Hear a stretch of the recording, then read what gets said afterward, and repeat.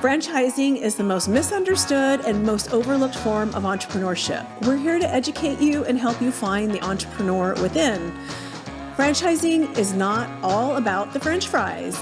We find that individuals who are exploring business ownership tend to have a lot of misperceptions and misunderstandings about the franchise industry. So what we want to do is help prospective business owners make confident and educated decisions before moving forward or not moving forward with a business. Welcome to Unpredicted Entrepreneur. Hi, welcome to episode 80 of Unpredicted Entrepreneur. I'm Roxanne Rapsky, and this is my colleague, Sarah Wasco. We created this podcast to bring you education and information on franchising and business ownership. Our guest today is Jody Bills. He is the owner of Independence Business Solutions. He's a franchisee of Liberty Tax Services, and he's a real estate investor. I had the pleasure of sitting on a panel with Jody a few months back and learned a lot about his business and how he helps other businesses and potential future business owners. So Jody, thank you for joining us today. Thank you for having me. This is awesome. We're glad to have you. I learned so much from you when we sat on that panel together. Sarah was there. And, we get a lot of clients that are not just looking for someone to prepare their taxes, but for someone to help them plan and preserve wealth. And you focus on that a lot. Absolutely. But before we get into all that, I want to start from the very beginning and how you ended up becoming a franchisee and also a business owner and what attracted you to entrepreneurship in the first place. I know you served our country, so thank you for your service. Yeah, thank you. Veterans make excellent franchise owners. I know that. I have heard that, yes. So kind of give us the background and how you got here. So served in the Army for 20 years. Wow. Right before I was going to get out, I had a understanding of the tax industry and actually surprisingly through the Army. That's a long story, but I'll make it short.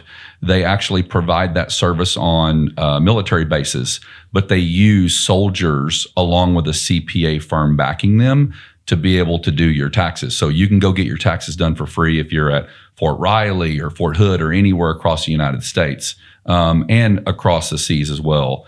And they back everything by a CPA firm, which comes in and trains you. So I was on that duty and I fell in love with it, but not enough to leave the Army, right? Because I love the Army.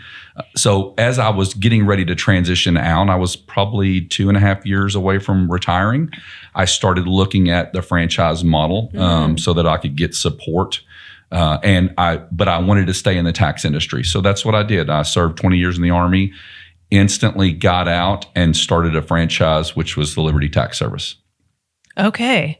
And then you added on to that. How long did you own Liberty Tax before you started Independence Business Solutions? It was fairly quick. I would say probably 2.5 years we started seeing, and really COVID brought that on because there were a lot of people that were trying to get the PPP loan or they were trying to get funding and they had no financials whatsoever, right? They were what I call mom and pops. They had spreadsheets, or they had their book that they were writing things down. Well, banks couldn't fund them. So they were coming to us and we were helping them put together financials. So I would say 2.5 years is when we really went all in on Independence Business Solutions. And I'm sure we're going to talk about that later, but there is such a huge need for small business owners, right? Yeah. That $400,000, $1 million, $2 million or less.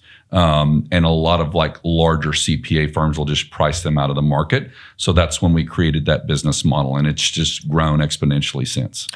I've noticed that here in the Dallas market. We've talked about that. You got in early with your bookkeeper and CPA, but by the time I moved out here and gave him a call, he really didn't want more business, and he was purposely. I mean, he was. It was just.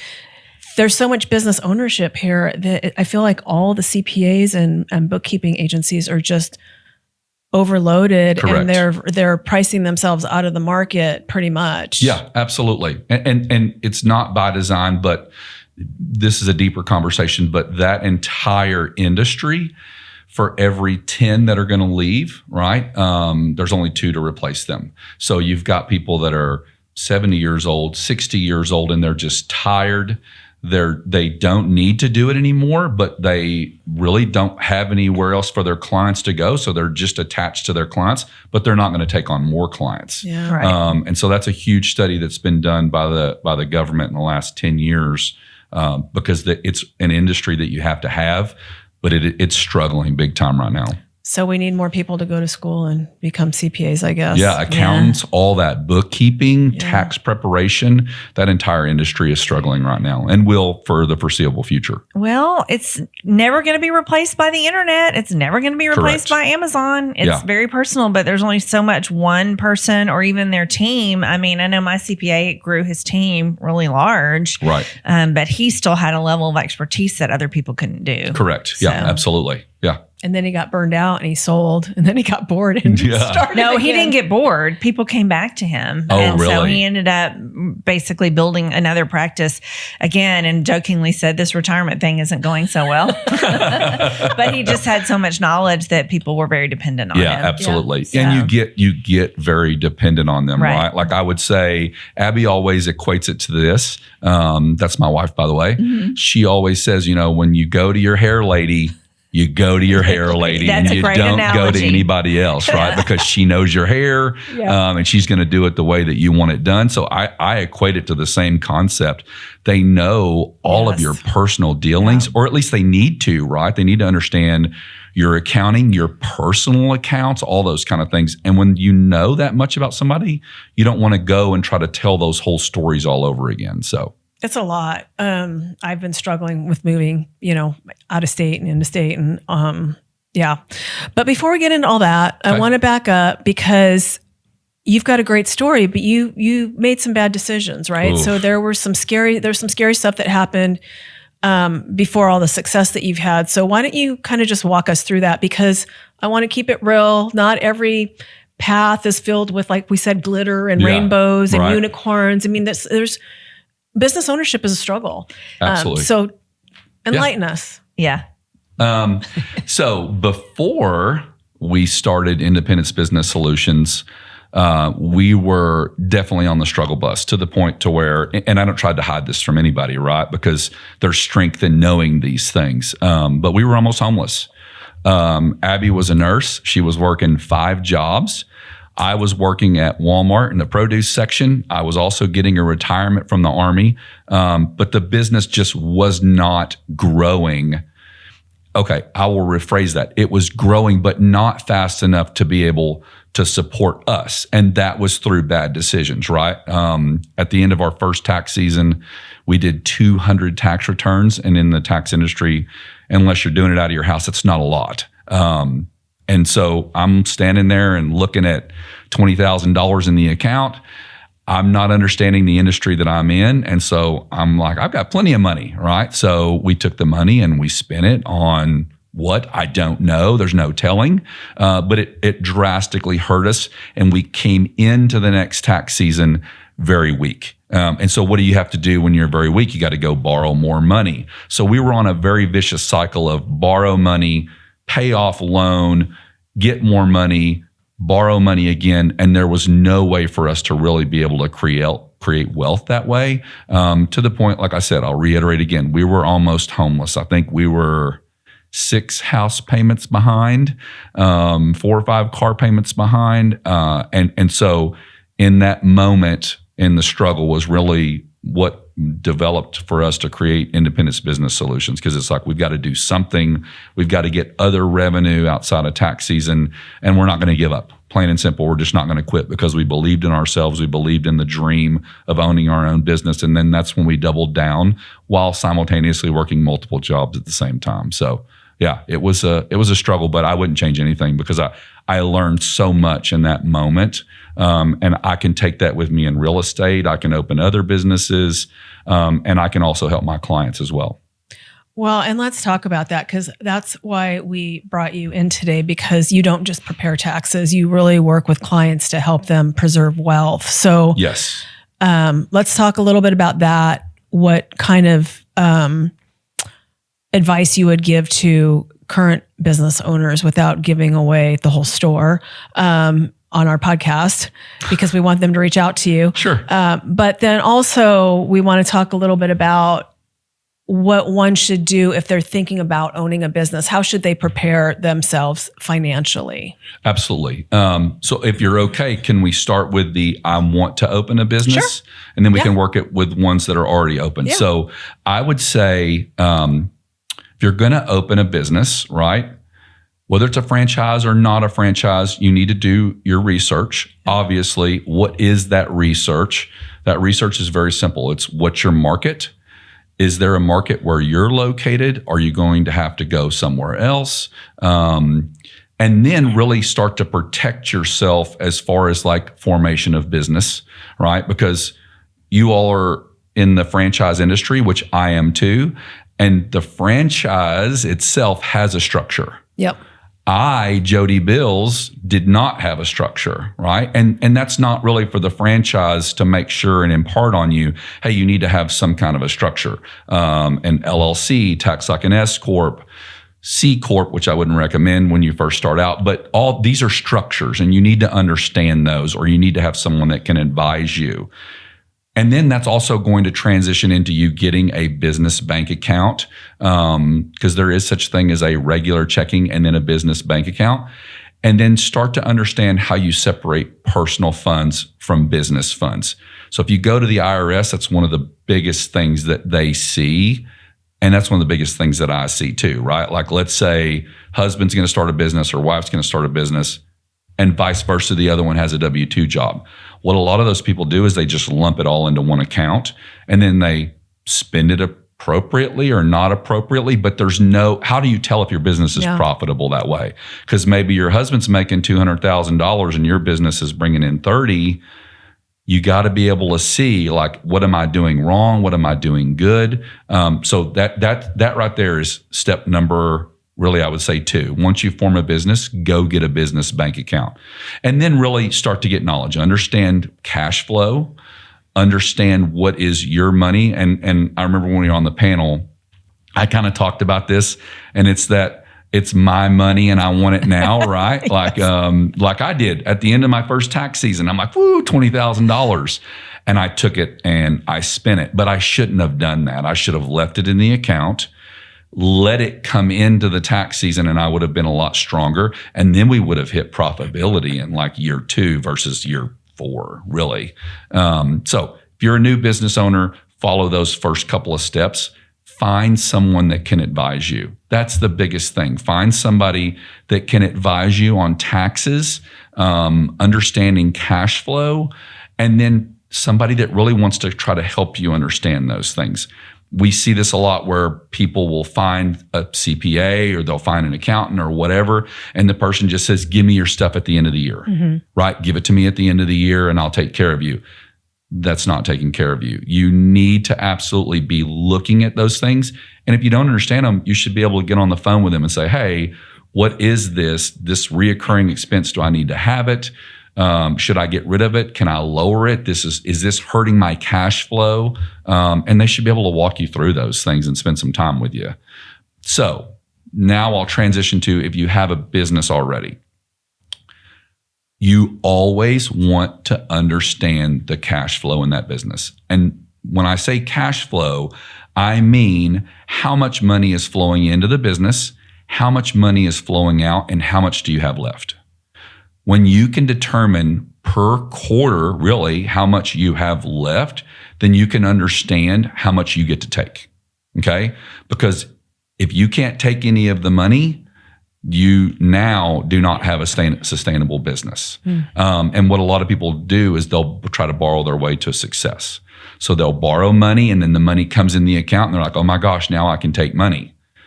No, you can't, because that's not revenue. You just borrowed money, and it's going to keep you afloat, hopefully, to where you can get to be profitable, but not yet, right? And I would always tell people, if you're in business and you just started, you want to make sure that you can sustain yourself for 2 years without your business. I know that may seem extreme, seriously, but let's do the research. How many businesses fell in the first 2 years? Yeah. It's an astronomical amount of businesses. I think it's like 70%. And then after that, what does it go to, like 5 years? And then the other it's about 20%? Yeah. 50%. Yeah. After 5 years. It's crazy. And so you really, once you make it past year 5, you're talking about the 10 percentile that has been able to do that. The other 80 or 90% fell off the wayside back in 5 years or less. So if you can come into the business, you start the business, if you're in year 1 and you don't need the money, then don't take the money. Leave it in the account, right? Because imagine you come to year 2, you've been profitable that entire time. Now you could even expand, right? Now you can be like, hey, I can take a really good salary. I can take distributions if I'm supposed to, but now I can actually grow my business versus me just being the linchpin in the business and I'm the one doing everything. Right. And we usually, the advice I give my clients is usually, if you're starting independent business, you should have all of your living expenses covered for 2 years. With a franchise, I usually say a year, but I always say that most people will not pay themselves in the first year. Don't expect to pay yourself a salary. Absolutely. Year 2, you will be able to pay yourself a salary. It's not going to be 6 figures. Yeah. You never know. It'll be small. Yeah, maybe. You have to talk to the franchisees. That's right. Usually year 3 and forward, if you're doing everything right, is where your business really starts to rock and roll. And hopefully get to that 6-figure income level if you've picked the right franchise. But I think those early steps are so crucial because you're reinvesting too. Like you said, even if, just let's throw something out there like a maid service. You usually start a maid service with one car that's got 2 maids in it, right? But what happens when that car and those 2 maids get busy? You're going to add another car with 2 more maids and another car with 2 more maids. Well, how are you going to keep adding if there's no money left to expand, right? It's exactly what you're saying. So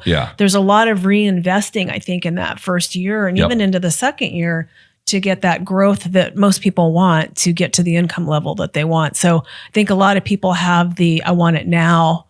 It's my money. Well, it JG is. Wentworth. Yeah. And it's hard because you've oftentimes been receiving a paycheck. You've been receiving a salary, used to that money coming in. Right. Yeah. And now you have to adjust your thought process to exactly what Roxanne described, where you're reinvesting, you're expanding, and over the long term, it should, if things go as planned, work out to your advantage where you're generating more revenue, but it really takes time to get there. And unfortunately, some people either are impatient or don't have that level of resources to enable them to wait that amount of time. Well, and honestly, I agree with everything y'all are saying. I think that that's why so many businesses fail, right? Because and I can't remember, I was watching the podcast, I can't remember the woman, but they were asking her like, hey, why do so many businesses fail at the beginning? And she gave the example of the person working for a Fortune 500 company, right? And they're sitting in there and the furniture's great and the tables are great and everything else. And they're like, I'm going to start a business and I can do this on my own. And then they leave that business and they go buy really good furniture and computers and all this. And then there's no money left. Right. And she literally says, they don't realize what did that Fortune 500 company start out with. Right. They may have been out of their garage. Yes. You know what I mean? Like that, like most businesses, when you hear about them, if people are being honest with you, it's hey, I had to work at Walmart. I had to work at nights. I sold cars in order to get here. I didn't have this nice desk in year 1. I didn't have this nice chair in year 1. But people they don't understand that. And they come in and then it goes back to cash flow. If you don't have the cash flow, are you going to go buy a $700 desk? Or are you going to go find a really nice desk that's secondhand that really looks like a $700 desk? And now you still have $600 of your money in your pocket. And so I believe that's why most people fail, honestly. That's why Facebook Marketplace exists. Yes, and absolutely. Goodwill and all those places. Yeah, but absolutely. Some people, it's kind of an image thing or it's an ego thing, I think, for a lot of people. Like you said, they want that higher end and maybe don't realize what sacrifices need to be made to get there. Or it might be just not getting it. A lot of times it's romantic and sexy to dream about owning your own business. Yes. But it's also very hard, and there's a lot of suck in it if in the beginning. Yeah. So And a lot of sacrifice. Yeah. Yep, you got to embrace the suck. you got to embrace Yeah. the That's what we suck. used to say in the Army. You got to embrace the suck, or you won't never make it. So, yeah. Yeah, and I'm glad you referenced the Army because you learned so much in the military, and we talk about what a good fit veterans are for franchising because you have those Absolutely. processes and systems in place, and you obviously have leadership skills and know how to implement. And so, Yes. I don't want to overlook that piece. And not quitting, because you And could not have quitting. easily Yeah. quit Yes, when you yeah. guys and just Resilience. run out and gotten a job, which is what a lot of people would do. Absolutely. Yeah. There's a lot of, I can't remember the analogy, but it's the person and one of them is above and the other one is below and they're digging. Yep. Right. And the one They're is so close to the diamonds and they turn and walk away. And the one that's even further away is just dig. And so I've always had that mentality. I owned businesses when I was in high school, went in the Army and wanted to own businesses, but wasn't allowed to and wanted to do what I was told. But I always at heart wanted to own my own business. And so there was nothing that was going to stop me, especially myself, right? Because most of the time, that's what stops us Is ourselves. It's Yeah. that internal. It's the not being willing to change, not being willing to grow. I never will forget. I was reading the book, and it was Rich Dad, Poor Dad. Yeah. Right. And then Millionaire Next Door. And I was reading those two books because I was like, why am I in this situation right now? What did I do? What did Jody do? Not the society or not the franchise. What did I do to get me here? And I just started reading those books, and then I could literally pick myself out of those books of the people that they were talking about of what not to do. There's a book that I just bought. Scott mentioned it when he was here. It's called Extreme Ownership. Oh, And it's all about ownership and accountability, because Yeah. we've got to look at ourselves Yes. and not what everyone else is doing wrong when we're in those situations like Absolutely. you ended up in. So, what can you control? yep. I can't control the franchise. I can't control the public. I can't control the government. I can't control any of those things. I can control myself. Yep. And so if you can really give yourself that power to be able to change and grow, then I firmly believe that there's nothing that you can't accomplish, honestly. Well, in talking about changing and growing, you're also a real estate investor. So you've obviously had cash flow and you have had a little bit of money left over. Yes, I did. now. And so now you've taken that money and in fact, I think you just closed on another property, right? We did. Yes. We closed on an 8-plex in Oklahoma. And that we closed on that last Friday. And that's kind of a family deal, that it was me, my wife, her mother, and her father-in-law, and her mother actually works for us. She's our bookkeeper. Oh, nice. So yeah, they are amazing people. And we saw that opportunity, and the cash flow is there, and it works out. The financing was there. So yeah, absolutely. We have commercial properties. The place where my building is, where I operate out of, we actually own that. And then we'll be doing renovation and adding on to that. I'm crossing my fingers and hoping that we can break ground in May, right after this next tax season. So Nice. Yeah. Good for you. thank you. Yeah, that's awesome. And you're located in Anna, is Yes. that correct? So Yeah. up and coming area. Oh, for yeah. sure. Oh my gosh, Collin County is Yep. crazy. It's one of the fastest growing cities for Yes. sure. Yeah. And Collin County, I think, is one of the top 3 counties in the United States. Wow. And then Yeah. Anna is one of the fastest growing in the whole DFW Yes. area. So Yeah. lots going on out there. You picked a good spot Thank you. to be and pay yourself rent for your location or for your office instead of paying somebody else that rent. So I want to bring up, talking about Anna in Dallas, you don't just serve clients here, though. You serve clients all over the U.S., right? Correct. Yeah, absolutely. We have clients, Michigan, California, New York, Florida. We really have clients all over the United States. So how did that happen with you in Anna, Texas, that you got clients all over the U.S.? Referrals?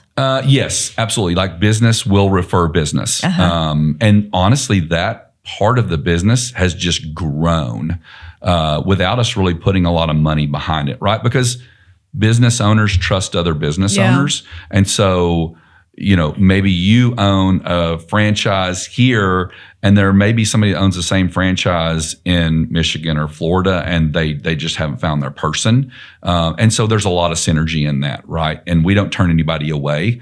Some of the states we might want to, but we don't. So yeah, we can service anybody in the United States. Okay, Yeah. good to know. All right. All right. So we talked a little bit on the phone about, we hear a lot about labor struggles. A lot of people opening businesses are concerned about labor. It's hard to hire. It's hard to retain. Share with us your experiences there, how you deal with that, besides hiring family. Yeah. Well, okay. I will tell you this. We are still trying to figure that out. It is a struggle. Now, I would say pre-COVID, it wasn't a struggle to be able to hire people. They may have not been a good fit and they may have not stayed very long, but there was still the labor force there to reach out to. So what we have tried to do, we're actually hiring right now. What we've tried to do is just cast a wide net, and cast it wide and cast it deep. Get as many interviews as you can. Understand who it is that you're hiring, really. You know what I mean? Like, do I want somebody who's 18 years old and probably graduated high school a few weeks ago? Not necessarily, right? I'm not going to turn that person away because there may be growth there, but I am looking for a specific type of person, more of a professional versus somebody who's going to be opening a Burger King or whatever the case is. Right. So know what you're looking for and then go to those locations where those people would typically be. Use the internet. So many people now are on the internet. So many people are on Facebook and Instagram. Indeed, all those kind of things can really be worth their weight in gold. But yeah, cast your net, cast it wide, cast it deep, and do it as soon as you can. And then also be able to tell people what you're going to give them, right? When we first started out, we didn't even know what we could give people. We know we would be able to pay them, right. But then people started asking about, retirement and am I going to get paid time off and all those kind of things. So we had to grow with the market. If not, we wouldn't have been able to hire anybody. So if you're at that point already, and you don't have paid time off or you don't have like a retirement account that you can offer to your employees, it's not that expensive. Seriously, It's like literally sometimes pennies on the dollar for you to be able to offer that to your employees. And a lot of people think that it's going to be some big ask for them to be able to pay for it, and it's not. So roll those things out, offer those to your employees. And then also a big thing that we've noticed is people want to be trained. They want to know that they can move up. They want to know, okay, I'm here and I guess I just don't get a raise until Jody says that I'm going to get a raise, right? So bigger business has that figured out. Like they know, right. Here's when we're going to go over your performance. Here's the next step of what we're wanting from you, and really kind of paint that picture for them both personally and professionally. How are you going to be able to work with me? And how am I going to help you grow personally? And then also, how am I going to help you grow professionally? Because if not, you're a dead end job, really. Yeah, that's great. That's great advice, because most people do want growth. And absolutely. Yeah. And that's, you hear stories of people bouncing around and going for, a raise of 50 cents an hour, sure, or whatever. But over time that can add up. And I think a lot of people obviously want to make more money, but they want to feel important. They want to know there's opportunity there. They want to feel valued and know there's a future. So I love the insight about, absolutely. really providing those benefits and helping them feel valued, important, and wanting to stay. Yes. Yeah. Absolutely. Great tips for Great sure. tips. So, Jody, you've given us a broad overview regarding trying to get started in business, or if you're in business, some things to kind of think about. If someone's watching this podcast today, thinking about starting a business, do you have another tip you would want to share, or maybe a book that helped you as you transition to this level of entrepreneurship from where you started? Yes. Not necessarily a book, but I would definitely add that understand that it's going to require growth, and then figure out where you're going to get that growth from, right? Like if I can say anything about myself, I know what I'm good at and I know what I'm not good at, right? Like my wife works with me. She's in my business, and it's our business. And she does things very well that I don't do very well. And I let her do those things, and she lets me do what I do. And there's good synergy there. So if you are in business or you're going to start business, you really have to do some self-reflection. Figure out what you're good at, and then go try to find people that are good at the things that you're not good at. It can be an accountant. It can be somebody like you all that are going to advise them on which franchise may work or which franchise may not work. And then above all else, when someone tells you something that you're trying to get advice from, listen to what they're saying, right? Be willing to listen to what they're trying to tell you. Because I don't know about you all, but I've been in this industry and people just want to help. Really, you know what I mean? Like they just want to help and they want to see you grow. I want all my business owners to be in the multi-million-dollar range because all boats are lifted, right? I'm going to be able to make more money because they're making more money. So when we talk, I listen to what they're saying. I give them advice, and most of them take that. So. Excellent advice. Excellent. Great feedback. We appreciate that. So, Jody, if somebody wanted to call you or learn more, potentially hire you to help them, how would they get a hold of you? So I would say the easiest way is going to be to email me. And you can email me at jody@independencebusinossolutions.com. Shoot me an email, and I will very quickly get a schedule and get on a phone call with you. And I always call it discovery calls, right? Because we've got to make sure that we all fit together, and that our pieces will come together appropriately. I want to be able to help you. I want to know that you're going to be able to let me help you. And so that discovery call can sometimes be 30 minutes. It can sometimes be an hour. And usually right then and there, both of us will be like, okay, this is my person and let's do this together. Or if not, they'll get a lot of great knowledge from me, and then they can go find their person. Awesome. Excellent. Yeah. Not everybody's a fit. So it's good to bring that out. Well, thank you so much for joining us. We know you are very busy and we really appreciate your time today. Absolutely. Thank y'all for having me. I appreciate it. Absolutely. So again, I am Sarah Waskow, and it's WASKOW, and my colleague Roxanne Rapske, RAPSKE. We are with FranNet of Dallas-Fort Worth in Oklahoma. You can find our YouTube channel at FranNet of Dallas-Fort Worth in Oklahoma as well. You can listen to Unpredicted Entrepreneur wherever you get your podcasts. Please find us on LinkedIn. We're very active there. Would love to connect with you. Thanks again for joining us, and I hope you have a great day. Bye.